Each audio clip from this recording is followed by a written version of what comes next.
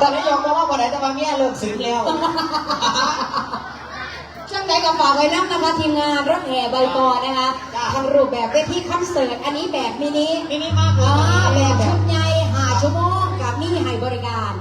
หรือว่าจะเป็นแบบรถแห่นะคะฝากไว้แค่อกอกใจพี่น้องชาวม่วง30ฝากใกล้แทบเท่าพี่น้องที่งานท่านนายกนะเด้อค่ะผมขอบคุณพี่นายกด้วยนะคะขอบคุณพี่สจหนานด้วยอีกเป็นห้อยลาดเขาบ้านไก่กับพอถ้าได้ปิดผู้ใดเต็มเมียหลังเลิกงานกลับไปกินข้าวมันไก่ตระกูลหนานได้นะคะครับผมเรื่องชื่อลือชาฟังไปซื้อกับอลังการแล้วล่ะเพราะว่ามันมาจากประเทศจีนจากที่หนามาทั้งเวลาขอบคุณค่ะช่วงนี้พระเอกเฮงสาสกรอากาศนั่นหอนให้ไปนอนเจ็บน้ำสีเปียเย็นๆไปน้ำกันมันสิเป็นลมอย่าฟังเพลงสงสัยได้เลยรอสักครู่ว่างานน้องซ้ายคอยมาขอเพลงแมงหนีพะนะแมงหนีแมงนี่แมงหนีแล้วมาตอมมองหนีแล้วมาตอมมองนั้นแมงวันแมงวันแมงวันแล้วมาตอมมองนั้นมาน้องนี่มาตอมมาตอมปัตตานีมาตอมมาตอมปัตตีมาตอมปัตตีปัตตีแมงนี่แมงนี่แมงนี่แมงวันขอเพลงแต่ก็ขอเก่าแท้แต่ผู้ร้องจำว่าได้ยุ่งผู้ฟังเราแค่จะเอานิดนึงก็เอาก็มีก่อนโอเคเอาน้องซ้ายแท้ก็เนี่ยทีมงานซ้ายแท้เตะบอลแม่นๆกันเนี่ยเอาเพลงช้าหนึ่งมาเรื่องเพลงก่อนนะคะเอาท่านสอนมอนานค่ะขอบคุณค่ะ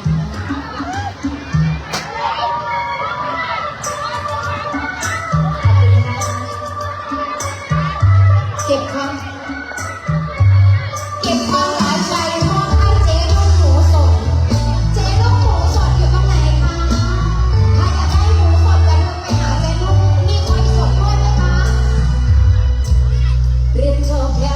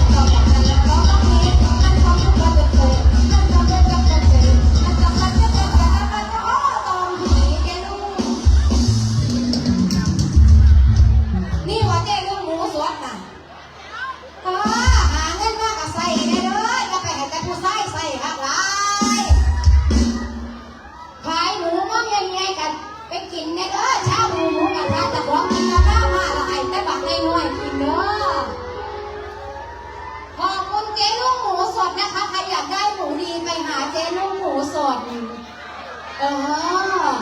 หมูมีแน่นอนมีหมูทุกประเภทบะหมี่ย่างเกี๊ยวแต่กล้วยเพราะว่าเจนุ่มกินเบิดแล้วขอบคุณทีมงานร้านแม่สมด้วยนะคะแม่สมขอเพลงอย่างต่อละหันสมชายแป๊บนึงเดี๋ยวทีหลังเดี๋ยวมาลองให้บัดนี้สิเราไปเปลี่ยนส่วนกันน้องได้ทีไอ้ทักต้องปฏิเอาไม่ได้น้องเป็นสิ่งน้องเองก็ได้แล้วไปต่อส่งให้ความสุขต่อในช่วงนี้ที่ทำไปเปลี่ยนส่วนกัน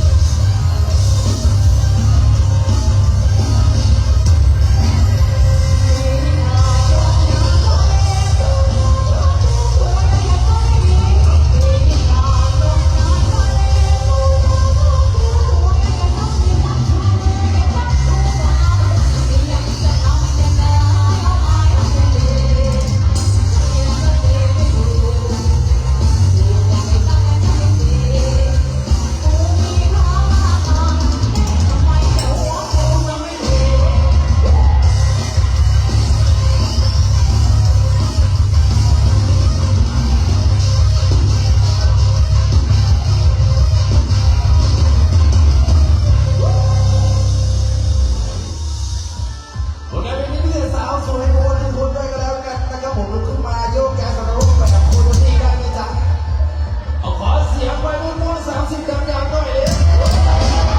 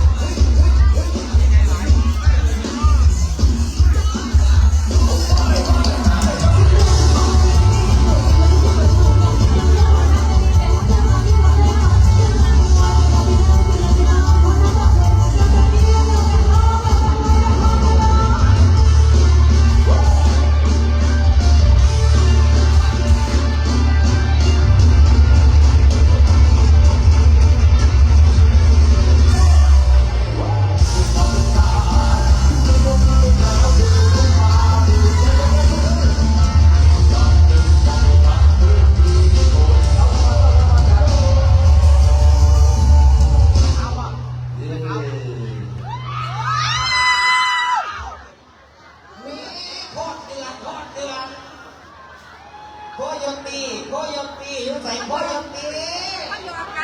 ขอเสียงคนมาบวชกันเลยที่งานลุงสาวเช่าวง30ย้ำมาขนาดเด้อนะครับผู้ใดที่กำลังสิ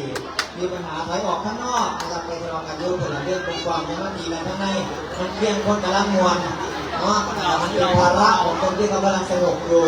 นะครับวันนี้ทำตัวให้มีประโยชน์นะครับอย่าทำตัวไร้สาระนะวันนี้เขามาหาความสุขจ้าประเภทนี้บุญนำไปเด้อว่าเป็นประเภทนี้สุขด้วยขอบคุณครับทำตัวให้มีความสุขนะครับครับผมขอบคุณครับป้าได้ครับได้ครับขอบคุณครับขอบคุณครับได้ครับครับได้ครับมาอย่างพอเดี๋ยวเรามีส้มเต้าขนาดพระทีมงานเขาเล่นกันนะครับพักเบรกผลงานเพลงกระซ่าแล้วก็ในพี่น้องว่าใจลงเต้าใจเย็นๆสักหนึ่งผลงานเพลงแล้วก็มาสนุกกันต่อเพราะว่าทีมงานของเราวันนี้อยากเล่นให้ครบชั่วโมงแล้วก็แถมให้ด้วยยัดตีกันยัดตีกันยัดตีกันไม่ดีสิกันมันก็มีแห่ใส่แต่ผู้ใดสีกันผู้ใดสีกันมาสีน้ำแน่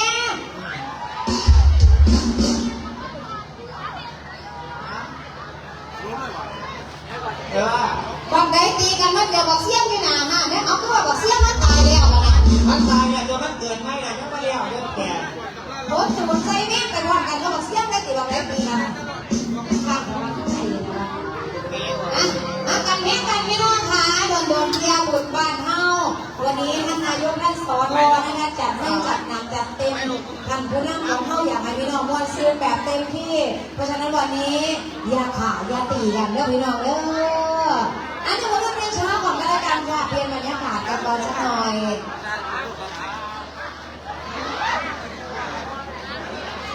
ขอบคุณค่ะ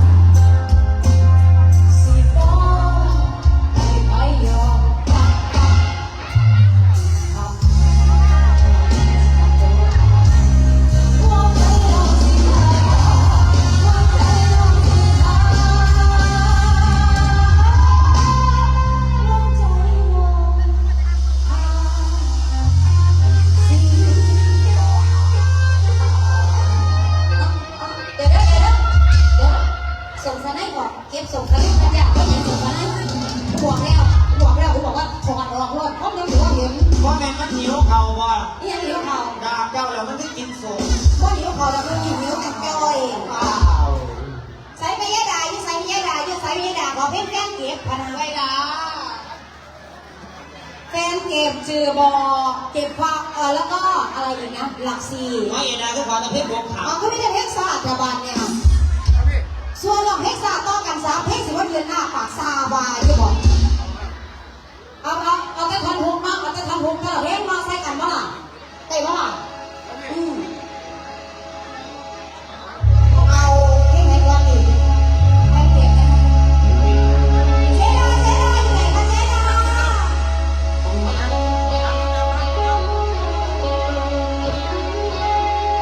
แฟนเป็นอยู่แบบเจ็บๆอยากคนเป็นน้องขอชื่อเธอบ้านเขาอยากน้องแน่ไม่ใช่ตัวจริงเป็นไม่ได้แม้แต่ตัวแทนแค่คนที่เธอแอบมาเวลาใจเศร้า ใครสักคนเขาเดินเข้ามาของฉันออกหน้าออกตาให้เวลาฉันลืมแฟนเขาอยากทำปล่อยฉันไปได้แล้วหรือจะทำฉันไว้แล้วทำนั้นให้แม่จนตายอยากถามเธอดูสักคำ ปล่อยฉันไปเลยหรือจะทำฉันไว้เราเป็นแค่เพียงของเธอจนตายไม่อยากให้ชัวร์แต่สู้หัวเขาตัวก็ย่อมให้เขาตัวอยู่สมนำหน้าเพลงต่อไปเป็นอะไรคะชื่อดอกถ้าเราอะไรเราจำได้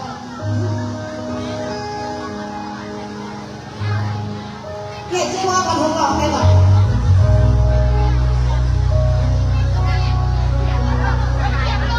โอ้ยจะบอกน้ำผู้ใดหรอกเพลงใส่เพลงสวยถ่ายรูปแป๊บหนึ่งนะคะถ่ายรูปแป๊บหนึ่งนะคะที่รักขออนุญาตใช้สมาธิร้องเพลงแป๊บหนึ่ง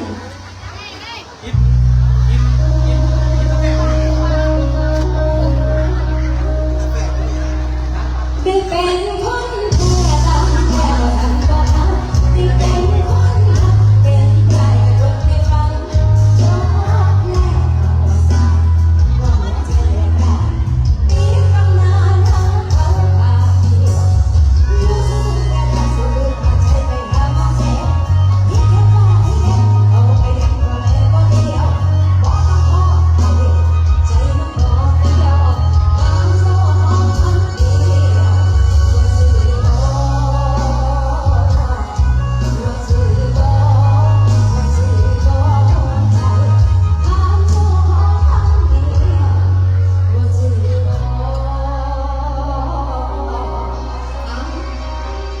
รักซี่ที่บ้านเนี่ยรักซี่โอ้ยทำหน้ายกขาลงบางก็หัวเพชรดีดีบรรลุจากที่หลานจะหาชั่วโมงชุดใหญ่เลยได้พันมันก็จะได้ร้องเต็มเพลงสุดเพลง